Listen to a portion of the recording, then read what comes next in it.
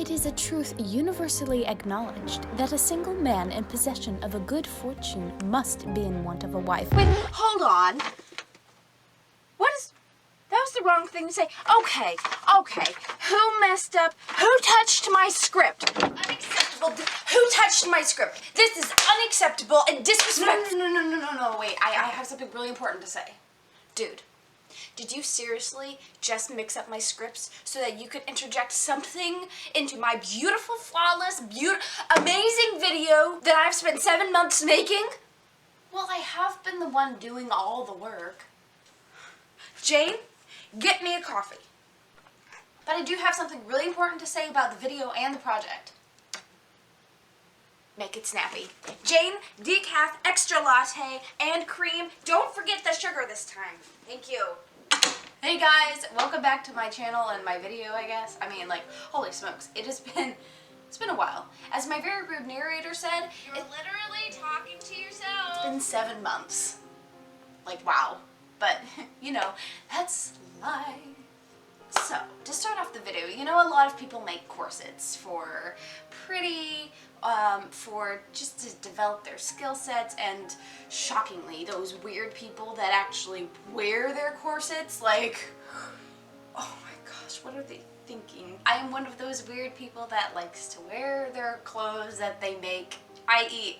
their corset. So this corset in particular is styled off of a late Victorian, early Edwardian original corset pattern, and I wanted to make this corset to be worn underneath my wedding dress.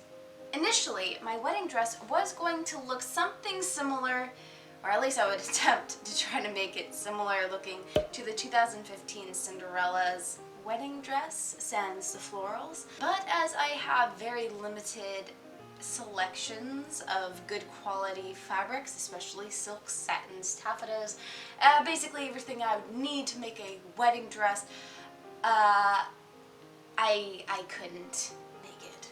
So I had to buy my own, which is beautiful. I love it so much, and literally, like, mind-blowingly so much better. But maybe one day I'll make that kind of Cinderella looking dress, maybe in black. Oh, that's a thing. That's a vibe. But anyway, let's get back to the corset. This corset pattern is REFW by Altair Sylph?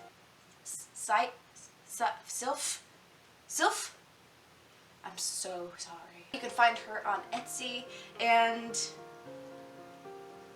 yeah, I'm sorry. Going back to the original plan of wanting to make this corset integrated into my wedding ensemble, this was going to be my something blue. So fortunately, a friend of mine actually gave me a gorgeous blue silk from her grandmother's stash, but I'll get into the patterns and constructions and materials a little bit later. It's unfortunate that I'm not going to be able to wear this at my wedding and for my wedding, for really any part of my wedding. It's really not a waste though, because it's a late Victorian, early Edwardian, so 1890 to 1900 styled corset. I can use it regularly in several of my costumes, and ones that I have already made and some I have yet to make. So it turned out working perfectly in my favor. But without further ado and no more rambling, let's get into the video, and I hope that you enjoy. Thanks. See, you know what? Do you think they take over my show, my production? This is going like that. You're fired.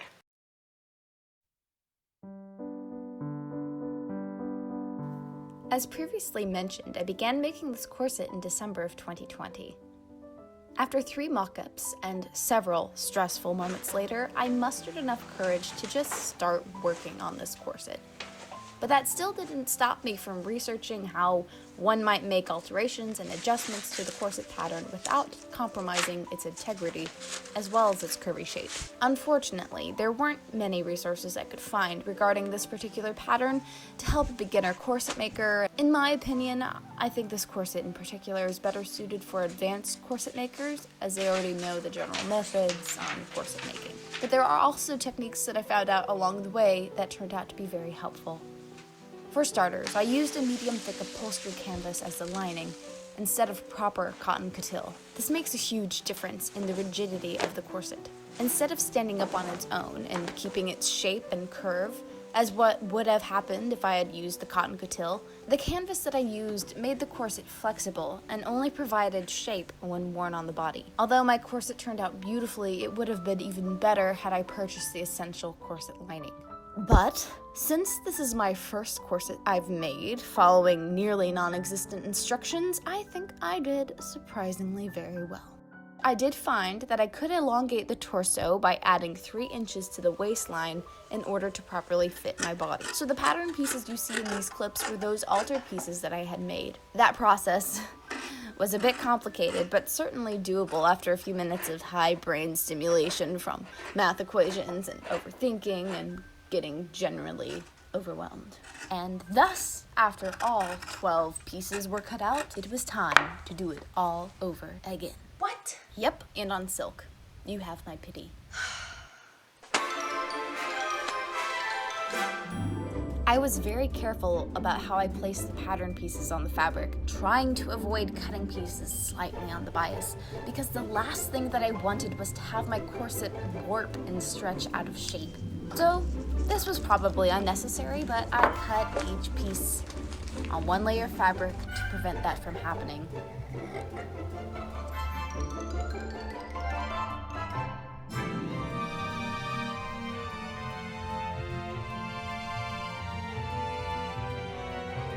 Before I could bandage the blisters on my thumbs from using tiny scissors because I was being hyper cautious about the silk warping, disaster struck. Alright, well, before we get too carried away here, this is what we've got so far, right? We're up to this point that you just now saw. The problem is this is the very last clip that I have of the actual cutting out the silk section, and you know how you're finished pinning all of the front and lining pieces together, and then you go into sewing it and all that stuff. No, this is real talk here. I made a huge mistake. I got really excited and I decided to just go ahead and start sewing things together without actually going back and rereading the instructions because I thought I did it all right from the top of my head. That's a really stupid thing. Don't do that. Read the instructions if it's available. But yes, so I'll explain in just a little bit, but basically all of the cutting out and everything that you just saw was all a waste. So you'll have to see more of that later, but I just thought I'd let you know. So, alright, let's get back to it.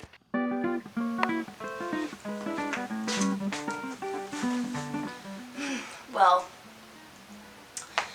let's just do a little update here. You know, whenever you start on a project and then you get so excited about it that you kind of just start slapping things together out of order?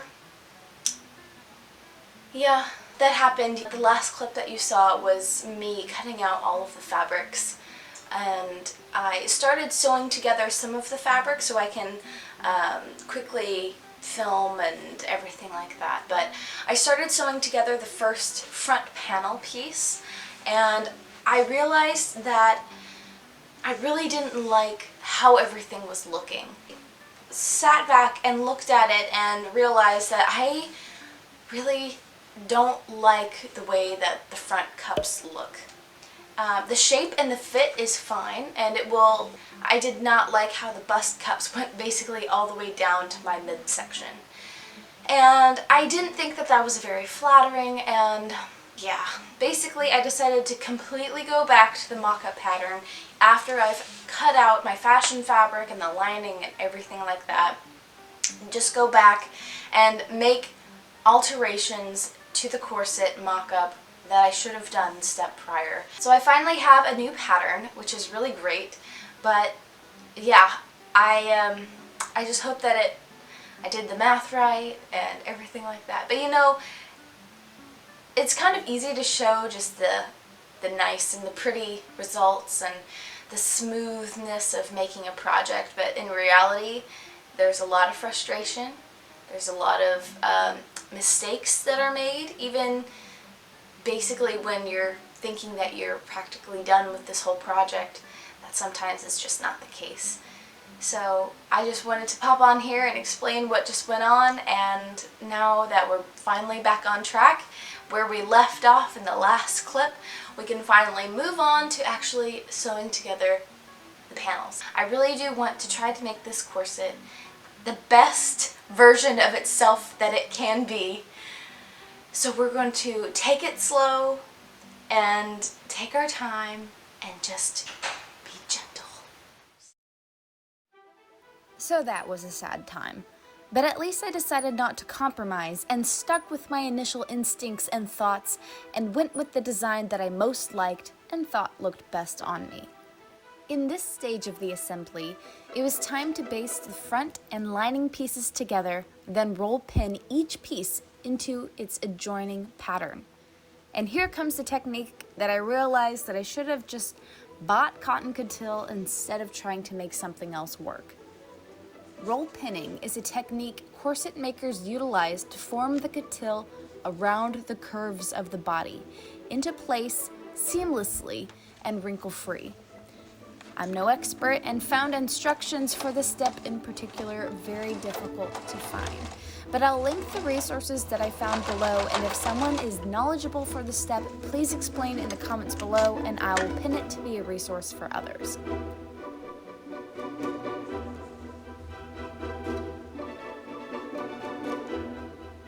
It's a little while later and I've got these 3 panels sewn in, and oh my goodness, I don't think I've ever had a corset as smooth and as wrinkle-free as this is. Like, oh, there's no boning in it. It's just got the busk in it, and oh, it's just, oh, I'm just amazed. It's really beautiful. It's really taking the shape really well. Oh, the color, the color is just so beautiful. Oh, just look at it. Looks so good. I'm very excited with how it's looking so far, and now just to keep going. If you've done it right, the corset should be able to stand on its own on a tabletop and keep its dramatic curves completely wrinkle-free, both on and off the body.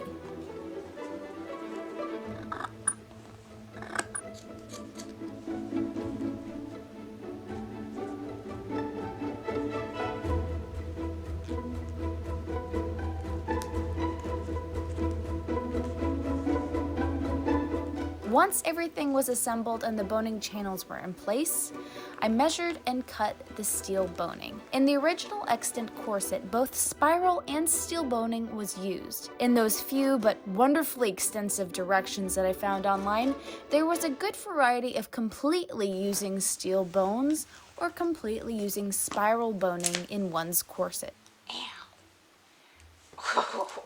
Also, since the original used both steel and spiral boning, I suppose it allowed the maker to decide on using whatever material they liked most.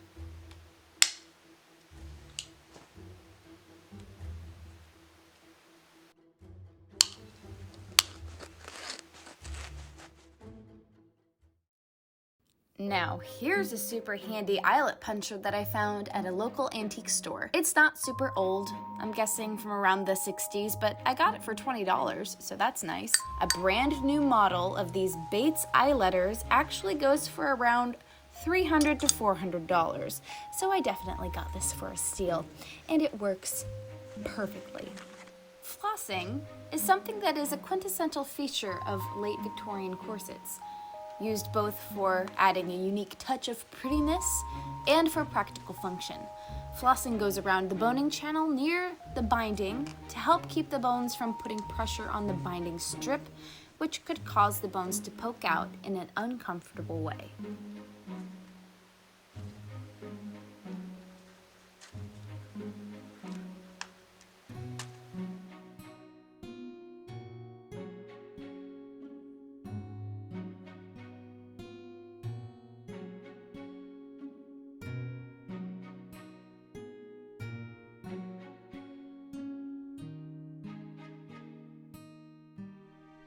"7 months later, my something blue corset is finally finished.